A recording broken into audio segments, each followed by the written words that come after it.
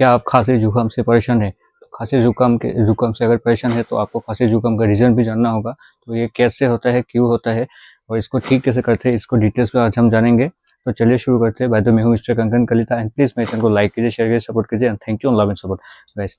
तो चलिए शुरू करते हैं। तो सबसे पहले आज हम जानेंगे ये जो खांसी होता है, खांसी जो बलगम वाला खांसी होता है या फिर ड्राई कॉफ जो होता है वो ठीक कैसे किया जाता है, इसका रीज़न जानेंगे। और सबसे पहले जानेंगे ये क्यों होता है, कौन-कौन से रीज़न होता है और इसको कैसे पहचानेंगे। और आप लोगों ने देखा ही होगा फार्मेसी वगैरह पे, केमिस्ट वगैरह पे आप लोगों को पूछा जाता है कि आपका ड्राई कॉफ है या फिर बलगम वाला कॉफ है, कॉफ निकलता है, ऐसा कुछ पूछते हैं। पूछने के बाद ही आप लोगों को मेडिसिन देते हैं। तो आप लोगों को भी जानना चाहिए कि कौन से खांसी में कौन से मेडिकेशन आप लोगों को लेना चाहिए, आप लोगों को भी जानना चाहिए। इसलिए मैं आप लोगों को डिटेल्स में बताने जा रहा हूँ। तो प्लीज़ डिटेल्स से सुनिएगा, ठीक से सुनिएगा और ये वीडियो स्किप मत कीजिएगा। तो चलिए शुरू करते हैं।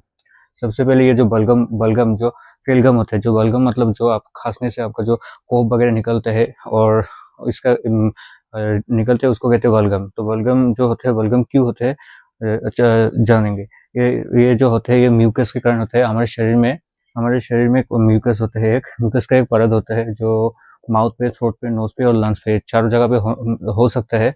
अगर म्यूकस के परत में अगर इन्फेक्शन के कारण अगर फट गया, तो अगर खराब हो गया तो वो क्या होगा, वो खांसने के टाइम पर क्या होगा, आपका बलगम के साथ खून भी आ सकता है। तो उसको ठीक करने के लिए जो मेडिकेशन आप लोगों को देना चाहिए, मैं वो भी बताऊंगा। तो सबसे पहले आज हम जानेंगे रीजन, कौन से कारण ये खांसी वगैरह होता है, तो वो जानेंगे। सबसे पहले होते हैं स्मोकिंग के कारण, उसके बाद होते हैं एज्मा की प्रॉब्लम, जो अस्थमा का अगर कोई पेशेंट है तो उसका भी होता है।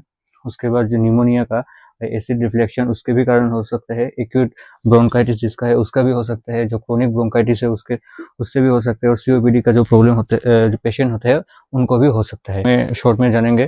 तो शॉर्ट में सबसे पहले जानेंगे जो ये जो कोफ होता है, जो शरीर में जो ड्राई कोफ वगैरह जो होते हैं वो दो तरह के होते हैं।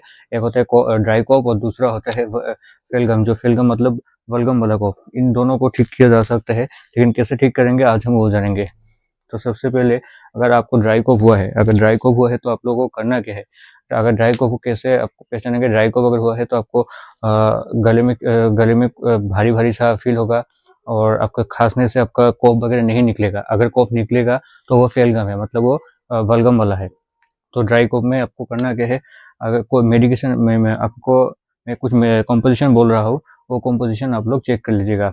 ये जो डेक्सट्रोमेथासोन, हाइड्रोब्रोमाइड और क्लोरोफेनामिन, जो डेक्सोमेथासोन होता है, डेक्सोमेथासोन एक ऐसा केमिकल होता है जो हमारे जो ब्रेन में जो सिग्नल प्रोवाइड करता है, जो आपको खांसने के लिए मजबूर करता है, वो सिग्नल को बंद कर देते हैं। अगर आपको ड्राई कॉफ है तो आपको ये डेक्सोमेथासोन रहने वाला कॉफ सिरप ही आपको चूज करना है, तभी आपको राहत मिलेगा। उसके बाद ये दोनों कॉम्पोजिशन तो रहते हैं, 10 mg रहते हैं डेक्सामेथासोन और क्लोरोफेनामिन मिलेट 4 mg होते हैं। और एक कॉम्पोजिशन आता है, ऐसे बहुत आते हैं। तो इसको ऐसे एग्जाम्पल कौन सा होता है, ऐसे एग्जाम्पल मैंने दो ब्रांड का नाम बता दिया। एक होता है नॉर्वेन डी और कोरेक्स डीएक्स, ये ले सकते हैं, बहुत मिल जाएगा। ये आप लोग सिर्फ आप सके कॉम्पोजिशन देख लीजिएगा। उसके बाद जो फेलगम वाला, जो आपको जो कोफ निकलता है, कोफ के साथ अगर ब्लड भी निकलता है, उस दौरान आपको कौन सा कोफ सिरप लेना है वो भी देखेंगे। उसमें क्या करना है, एम्ब्रोक्सेल लेना चाहिए, लिवोसिटामोल लेना चाहिए और गेनिफेंशन लेना चाहिए। ये तीन अगर होगा तो आपका जो बलगम वाला खांसी है वो आहिस्ता आहिस्ता ठीक हो जाएगा। तो इन दोनों का डोजेस कैसे होगा, 10 ml लेना है, बीडी लेना चाहिए, या फिर अगर ज़्यादा है तो TDS 5 डेज तक आपको लेना है। उसके बाद इसको अगर फेलगम वाला है तो उसको कौन से लेना चाहिए, एस्कोरिलेलेस मिल जाएगा, एस्कोडेक्स एलेक्स मिल जाएगा, बहुत सारे ऐसे मार्केट में मिल जाएगा। आप लोग ये सब चूज कर लीजिएगा। बाय द वे मैंने जो खांसी के ऊपर मैंने ये वीडियो बनाया, अगर आप लोगों को अच्छा लगा तो प्लीज़ लाइक कीजिएगा। और आप लोगों को अगर मेडिकेशन के ऊपर कोई वीडियो चाहिए तो मुझे कमेंट करिए। थैंक यू, अल्लाह हाफिज़।